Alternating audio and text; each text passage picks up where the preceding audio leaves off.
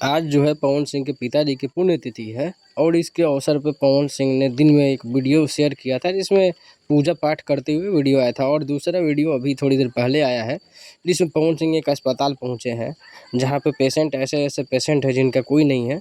उन सभी के साथ पवन सिंह काफ़ी समय अपना बिताए हैं, उन सबको मिठाई खिलाएं और खाना का वितरण किए हैं।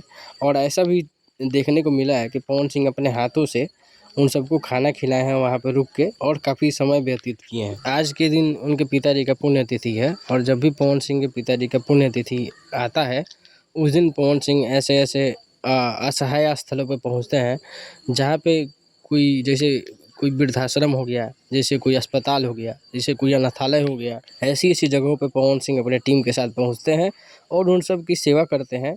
और मिठाइयाँ हो गए, चाहे जितने भी भोजन हो गए, भोजन बांटने का काम तो पवन सिंह पहुँचते हैं और असहाय लोगों के बीच अपना समय बिताते हैं। और आज के दिन पवन सिंह के पिताजी की पुण्यतिथि है तो प्रार्थना जरूर करना।